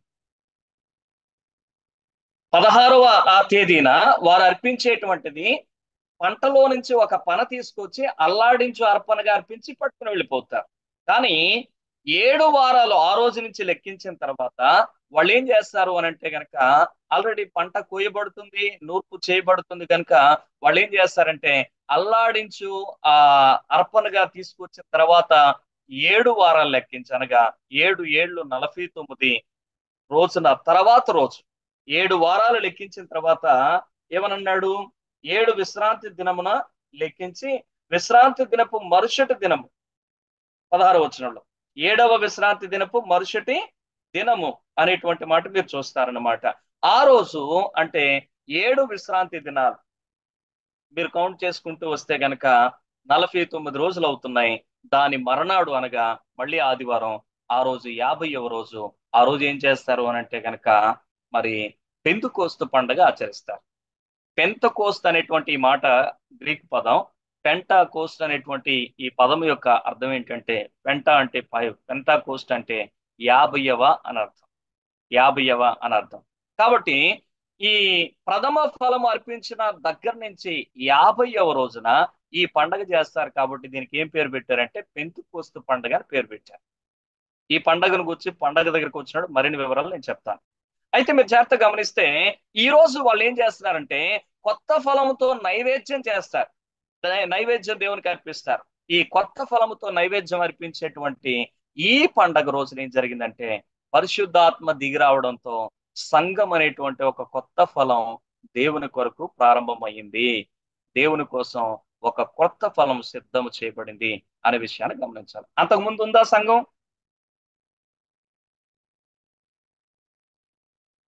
పెంతెకోస్తు పండగకు ముందు ఉందా సంఘం? లేదు. పెంతెకోస్తు పండగకు ముందు సంఘం లేదు.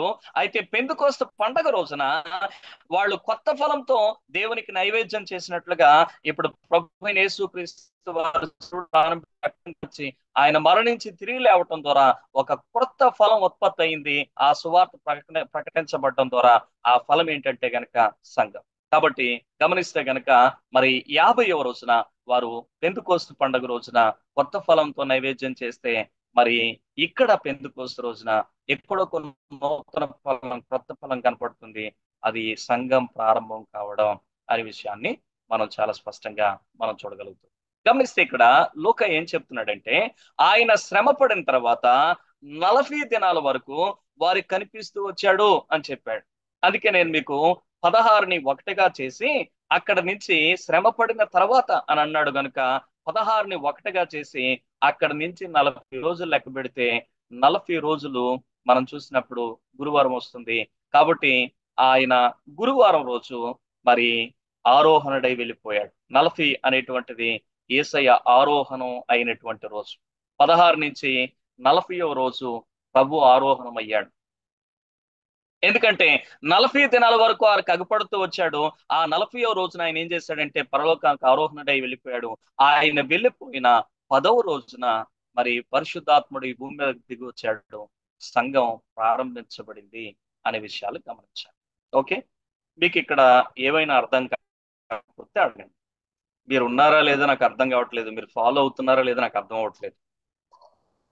అర్థమవుతుంది పాస్టర్ గారు. ఉన్నామైతే ఉన్నా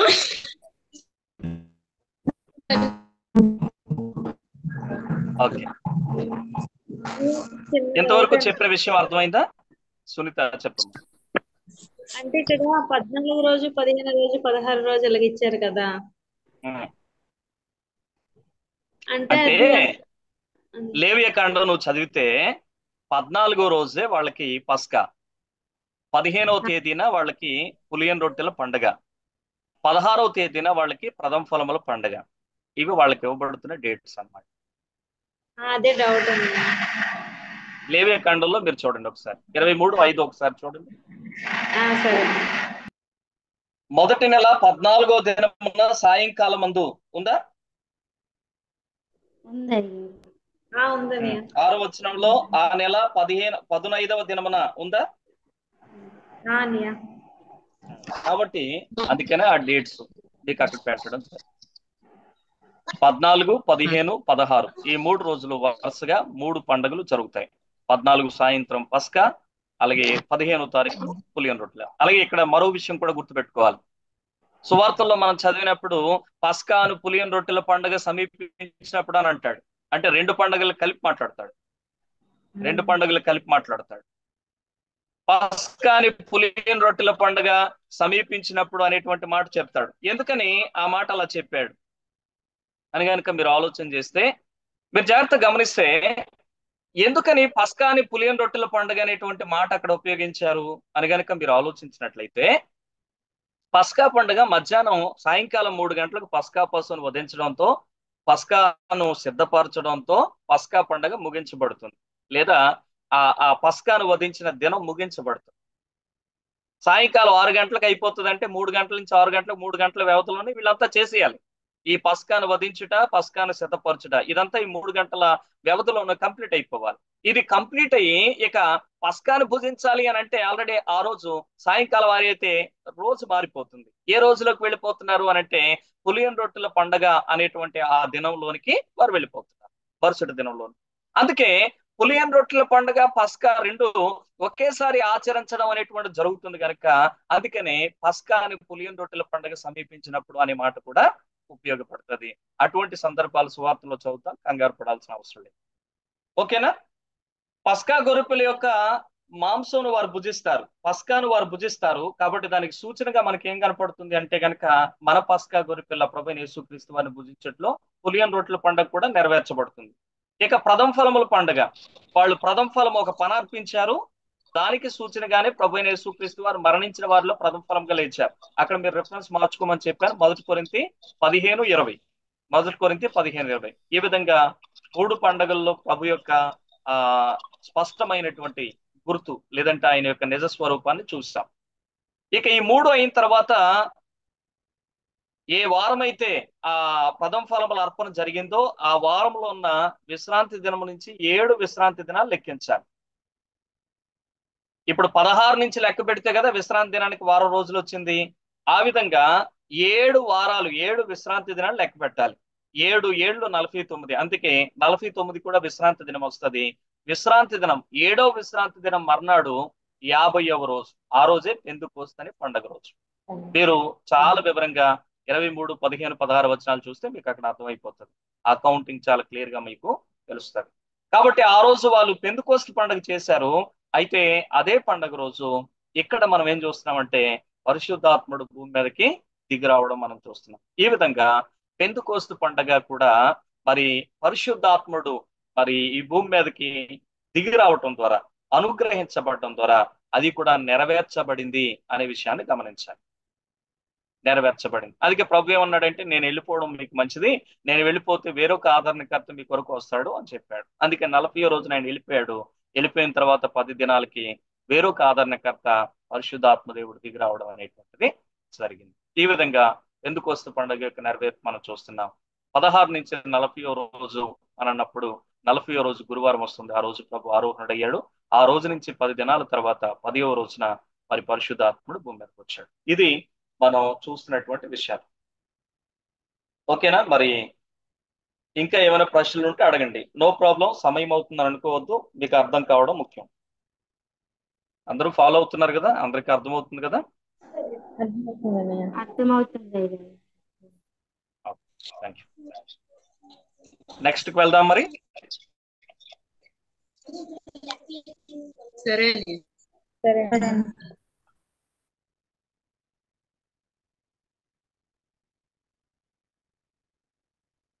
వారికి అగపడుచు అనేటువంటి మాట అంటే వారికి తన ప్రత్యక్షతనిచ్చాడు. 40 దినాల వరకు వాళ్ళకి కనిపిస్తూ వాళ్ళకి తన ప్రత్యక్షతలు ఇచ్చాడు. మరి ఆ కనపడడం వెనుకున్న ఉద్దేశం ఏంటో ఆ సంగతుల గురించి మనం చూద్దాం. వారికి అగపడుచు ఎవరికి కనిపించారు అనేది ప్రశ్న. ఎవరికి కనిపించారు అనేది ప్రశ్న. పునరుత్థాన ప్రత్యక్షతలు మనం చూసినప్పుడు ఎవరికి కనిపించారు అనేటువంటిది కదా మనం చూసినటువంటి విషయం. కాబట్టి పునరుత్థాన ప్రత్యక్షతలు పెంతెకోస్తు ముందు వరకు కూడా, పెంతెకోస్తు ముందు, పెంతెకోస్తు తర్వాత రెండుగా డివిజన్ చేసి నేను మీకు చూపిస్తున్నాను పునరుత్థాన ప్రత్యక్షతలు. పెంతెకోస్తు ముందు ఎవరెవరికి కనిపించాడు. పెంతెకోస్తు అనే పండుగ గురించి ఆల్రెడీ ఇప్పుడు మాట్లాడుకున్నాం. అది 2వ అధ్యాయంలో మనకు వస్తుంది. దానికి ముందు ఎంతమందికి కనిపించాడు, దాని తర్వాత ఎంతమందికి కనిపించాడు మీకు లిస్ట్ ఇక్కడ పెడతాను. జాగ్రత్తగా గమనించండి. జాగ్రత్తగా ఇది నోట్ చేసుకోండి ఖచ్చితంగా. దీని మీద మీకు అసైన్మెంట్ ఉంటుంది. నెంబర్ 1 మొట్టమొదటిగా మగ్దలేని మరియకు. మార్క్స్ వార్త 16:9 మొట్టమొదట మగ్దలేని మరియకు ప్రభు తన ప్రత్యక్షతనిచ్చాడు. విశేషం ఏమిటి అని అంటే గనక మరి మొట్టమొదట క్రీస్తు మన కొరకు తిరిగి లేచాడు అనే ఈ సువార్తమానం చెప్పడానికి మొట్టమొదట దేవుడు ఎవరికి అవకాశం ఇచ్చాడంటే గనక మరి మగ్దలేని మరి అనేటువంటి ఒక స్త్రీకి అవకాశం ఇచ్చాడు అనే విషయాన్ని మనం గమనించాలి. ఆమె వెళ్ళింది శిష్యులకి, ఇతరులకు ఆమె తెలియజేసింది. అలాగే ఇతర స్త్రీలకు మత్తయి సువార్త 28:9 కూడా మనం చూస్తున్నాం. కేవలం మరియకు మాత్రమే కాదు, ఇతర స్త్రీలకు కూడా ఆయన తర్వాత ప్రత్యక్షత ఇచ్చాడు. ఇది 2వ ప్రత్యక్షత. 3వదిగా ఇద్దరు శిష్యులకు ఆయన ఎమ్మాయి మార్గంలో ప్రయాణం చేసుకుని వెళ్తున్నటువంటి ఇద్దరు శిష్యులకు ఆయన ప్రత్యక్షత ఇచ్చాడు. ఆ తర్వాత 4వ అధ్యాయంలో 11 మంది శిష్యులకు ఆయన తన ప్రత్యక్షతనిచ్చాడు. ఈ ఎమ్మాయి మార్గంలో వెళుతున్నటువంటి ఇద్దరు శిష్యులతో ప్రయాణం చేస్తూ వచ్చాడు.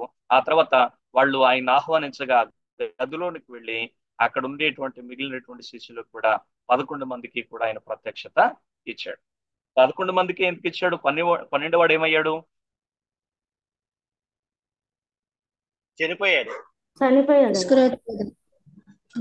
వెరీ గుడ్, చనిపోయాడు.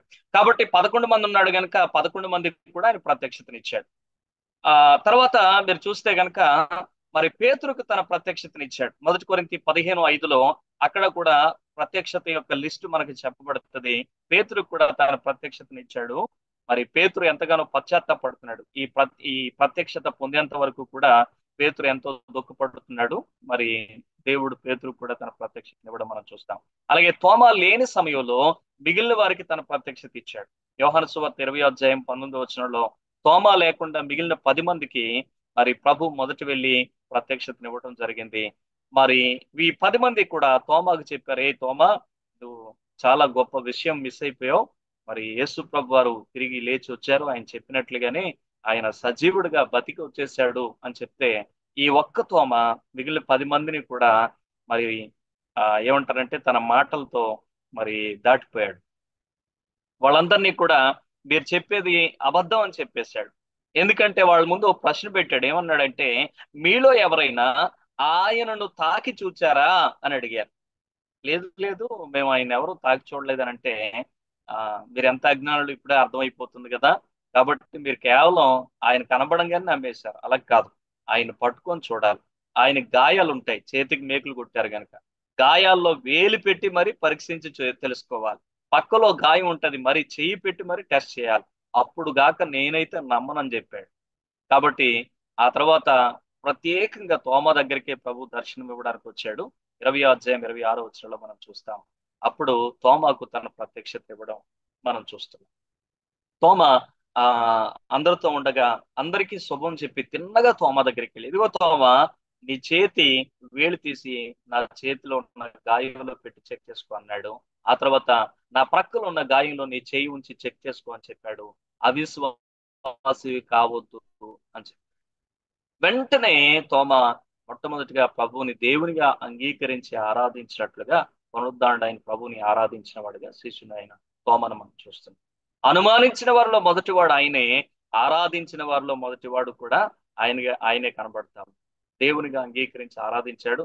అది మొదలుకొని ఆయన మన దేశానికి కూడా వచ్చాడు. మరి మన దేశంలో చెన్నై రాష్ట్రంలోనే మనందరి కొరకు దేవుని సువార్త ప్రకటించాడు. అక్కడే హతసాక్షి అయిపోయాడు. కాబట్టి నేటికి కూడా మరి సెయింట్ థామస్ మౌంట్ అనేటువంటి ఒక కొండ తోమ పేరు మీద ఆ చెన్నై ప్రభుత్వం ఇప్పుడు కూడా ప్రతిష్ఠించి ఉంచేసింది. అక్కడ దేవుని మందిరం ఉంది, ఆయన సమాధి కూడా ఉంది. కాబట్టి చెన్నైలో ఎవరైనా ఉన్నవారు ఉంటే చూడడానికి ప్రయత్నం చేయండి. కాబట్టి మీరు జాగ్రత్తగా గమనిస్తే గనక మరి ఆ తర్వాత మనం చూసినప్పుడు గలిలయ సముద్ర తీరాన మరికొంతమందికి ఆయన తన ప్రత్యక్షతనిచ్చాడు. తర్వాత 500 మందికి ఆయన ప్రత్యక్షత ఇచ్చాడు. 15వ అధ్యాయం 6వ వచనంలో మనం చూస్తాం. గలిలయ కొండ మీద శిష్యులకు తన ప్రత్యక్షతనిచ్చాడు. యాకోబుకు తన ప్రత్యక్షత ఇవ్వడం 1 కొరింథీ 15:7లో మనం చూస్తున్నాం. ఈ యాకోబు ఎవరు అనంటే ప్రభు యొక్క సహోదరుడు. ప్రభు యొక్క సహోదరుడైన యాకోబుకి దేవుడు తన ప్రత్యక్షతనిచ్చాడు. తర్వాత ఆరోహణ సమయంలో కూడా ప్రభు తన ప్రత్యక్షతనిచ్చాడు. 24వ అధ్యాయం 50వ వచనంలో, అలాగే అపోస్తుల కార్యములు 1:11లో కూడా మనం చూస్తాం. ఈ విధంగా ప్రభు యొక్క ప్రత్యక్షతలు పెంతెకోస్తు పండగకి ముందు లేదా యేసయ్య యొక్క ఆరోహణం వరకు ఉండేటువంటి ప్రత్యక్షతలు మనం చూస్తే పునరుద్ధానం నుండి ఆరోహణం వరకు 12 ప్రత్యక్షతలు బైబిల్ గ్రంథంలో మన కొరకు రాసి ఇవ్వబడ్డాయి. ఇక రెండోది ఏంటంటే పెంతెకోస్తు తర్వాత పౌలు రక్షించబడుతున్నటువంటి సమయంలో పౌలుకి తన ప్రత్యక్షతను దేవుడు ఇచ్చాడు. అందుకే కొరింథీ పత్రిక 15వ అధ్యాయంలో ఎవరెవరికి దేవుడు తన ప్రత్యక్షతను ఇచ్చాడో ఆ లిస్ట్ రాస్తూ అందులో చివరన తన పేరు కూడా రాసుకున్నాడు. ఇక రెండవది ఏంటంటే స్తెఫను మరణ సమయంలో మరి స్తెఫను కూడా ప్రభువును చూచాను అని చెప్తా ఉన్నాడు. ఆకాశం తెరవబడింది, మరి తండ్రి కుడి పార్శ్వమున ప్రభువైన యేసుక్రీస్తు వారు కూర్చొని ఉన్నారని, ఆయన నేను చూస్తున్నానని చెప్పడం చాలా స్పష్టంగా కనుగొనగా. ఇకపోతే పద్మాసు ద్వీపంలో యోహానికి కూడా ప్రభు తన ప్రత్యక్షతనిచ్చాడు. ప్రకటన గ్రంథం 3వ అధ్యాయం 10-17 వచనాలు.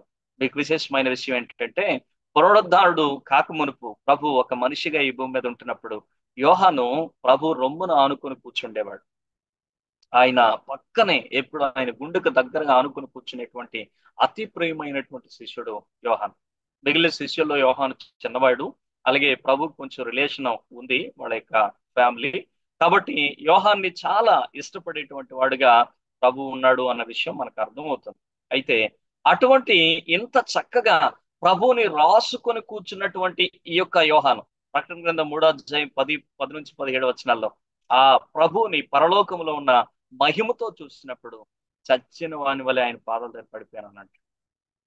చచ్చిన వాని వల్లే ఆయన పాదాల దగ్గర పడిపోయానని చెప్తాడు. అంటే ఆలోచించండి, ఇక్కడ ఉండేటప్పుడు ఆయన ఒక మనిషిగా తన మహిమనంతా పక్కన పెట్టి ఉన్నాడు కాబట్టి వీళ్ళు చాలా ఈజీగా ఆయనతో మెలగగలిగారు. అదే మహోన్నతుడు తన మహిమతో వెళ్ళొచ్చుంటే గనక కనీసం ఆయన దరిదాపుల్లో కూడా ఎవరు గెలవలేరు. కాబట్టి పరలోకములో ఉండేటువంటి ప్రభువుని దర్శనములోనే చూస్తే అంత ఎఫెక్ట్ అయితే రియల్ గా ఇంకా చూడగలమా? అందుకే దేవుడు తన మహిమతో దిగిరాకుండా మన కోసం రిక్తునిగా చేసుకుని ఈ భూమి మీద మనిషిగా వచ్చాడు. నిజంగా ఆయన ఎంత గొప్ప ఆ దేవుడు అనే విషయాన్ని మనం అర్థం చేసుకోవాలి. ఆయన ప్రేమను బట్టి మనం ఆయన కనపరచాలి. ఓకే, ఈ ప్రత్యక్షతలు మనం చూస్తే పెంతెకోస్తు ముందు, పెంతెకోస్తు తర్వాత, యేసు పునరుద్ధానం నుంచి ఆరోహణం వరకు 12 ఉంటే మరి పెంతెకోస్తు తర్వాత 3 ప్రత్యక్షతలు మనకి గ్రంథస్థం చేయబడిన విషయాలు కనబడుతుంది. ఇవన్నీ ఎందుకు, ఉద్దేశం ఏమిటి? మీరు ఆలోచించినట్లయితే వారికి తన్ను తాను సజీవునిగా కనుపరుచుకోవడానికి మొదటి విషయం. రెండవదిగా పునరుద్ధాన రుజువులను చూపి వారిని స్థిరపరచడానికి. మూడో విషయం ఏంటంటే రాజ్య విషయాలు బోధించడానికి. కాబట్టి ఈ ప్రత్యక్షతలన్నీ ఇన్నిసార్లు ఎందుకు వారికి కనపరిచాడంటే తను తాను సజీవుడిని, ఇదిగో మరణం నన్ను బంధించలేకపోయింది, నేను మరణాన్ని జయించిన సజీవుడను అని చెప్పి తను తాను రుజువు పరుచుకోవడం కోసమే వారికి అన్ని సార్లు తన ప్రత్యక్షత ఇచ్చాడు. అంతేకాదు రుజువులను చూపించడం ద్వారా వారిని స్థిరపరచాలని, వారిలో విశ్వాసాన్ని స్థిరపరచాలని ప్రభు అన్ని ప్రత్యక్షతలు వారి దగ్గరికి ఇచ్చాడు. ఈవెన్ తోమ దగ్గరికి కూడా వెళ్ళి అవిశ్వాసివి కావద్దు అని చెప్తా ఉన్నాడు. ఎందుకంటే వారిని విశ్వాసంలో స్థిరపరచాలి. అందుకోసమే అన్ని ప్రత్యక్షతలు వాళ్ళకి మరలా ఇచ్చాడు. చివరికి వాళ్ళంతా ఏమైపోయారో తెలుసా? మీరు ఆలోచన చేస్తే వాళ్ళందరూ కూడా ఇక ప్రభు ప్రత్యక్షతలు విని, ఆయన బోధలు విని, ఇక వాళ్ళంతా చాలా బలంగా తయారైపోయారు. ఎంత ఆ ఉత్సాహం, ఉద్రేకం వారిలోకి వచ్చిందంటే ఇక ఇమ్మీడియట్ గా నేను ఇప్పుడు వెళ్ళిపోయి దేవుని కోసం సాక్ష్యం చెప్తాం అన్నట్లుగా వారంతా సంసిద్ధులైపోయారు. మళ్ళీ ప్రభు వారిని కొంచెం వేచి ఉండమని కూడా చెప్పడం తర్వాత వచనాల్లో మనం చూస్తాం. ఫలితం ఏంటంటే ఈ పునరుద్ధాన ప్రత్యక్షతలు పిల్లిలాగా భయపడి గదిలో దాక్కున్న వారిని సింహాల వలె ధైర్యవంతులుగా మార్చేసి, అందుకోసమే ప్రభు ఈ ప్రత్యక్షతనిచ్చాడు. అందుకే కదా మరి యేసయ్య సిలువలో మరణించిన వెంటనే వీళ్ళంతా వెళ్ళి గదిలోకి వెళ్ళి తలుపేసుకున్నారు. సొంతాడైనటువంటి ప్రభు మూయబడిన గది లోపలికి వెళ్ళే వారికి ప్రత్యక్షత ఇవ్వాల్సి వచ్చింది. అలాగున వారికి కనబడి, వారికి ప్రత్యక్షత ఇచ్చి, వారికి తనను గూర్చిన అనేకమైన రుజువులు, ప్రమాణాలు అన్ని చూపించి చివరికి వారిని పిల్లుల్లా దాక్కున్న వారిని గది తలుపులు తెరిచి సింహాల్లా బయటచేటట్లుగా పునరుద్ధాన ప్రత్యక్షత చేసి. అందుకే పునరుద్ధానంలో గొప్ప బలం ఉందండి, గొప్ప శక్తి ఉంది. అందుకే అపోస్తుడైన పౌలు అంటాడు, ఏ విధము చేతనైనా క్రీస్తు పునరుద్ధాన బలము నేను తెలుసుకోవాలని ఆశపడుతున్నాను, దానికోసం నాకున్నదంతా వెంటతో సమానంగా ఎంచుకుంటున్నాను అంటున్నాడు. కాబట్టి జ్ఞాపకం చేద్దాం, అటువంటి అద్భుతమైనటువంటి శక్తి మరి పునరుద్ధానంలో ఉంది.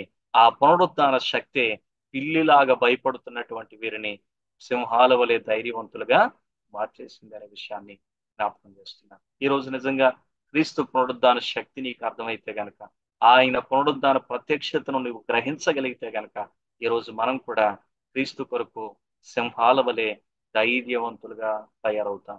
అవసరమైతే క్రీస్తు కోసం ప్రాణాలు అర్పించడానికి కూడా ఏం మాత్రం వెనకాడలేనంత గొప్ప ధైర్యం, గొప్ప శక్తి, గొప్ప బలం క్రీస్తు పునరుద్ధానం మనకు అర్థమైతే మనకు లభిస్తుంది. అందుకే ప్రభు ఇన్ని ప్రత్యక్షతలు వారికి ఇచ్చాడు అనే విషయాన్ని మనం స్పష్టంగా గమనించవలసిన వారు. ఓకే, మరి ఈ విషయాలన్నీ కూడా జాగ్రత్తగా గమనించండి. ఇవి ఖచ్చితంగా మీరు నోట్ చేసుకుని ఉండాలి. దీని మీద మీకు ఒక ప్రశ్న ఇవ్వబడుతుంది. నెక్స్ట్ వీక్ మీరు వచ్చేటప్పుడు ఆ ప్రశ్న ఖచ్చితంగా ఆన్సర్ చేసుకొని రావు. ఖచ్చితంగా మీరు యాక్టివ్గా ఉంటే నేను మరిన్ని విషయాలు మీకోసం నేను సిద్ధపరిచి దేవుని వాక్యాన్ని చక్కగా మీకు మరింత లోతుగా చెప్పడానికి ప్రయత్నం చేస్తాను.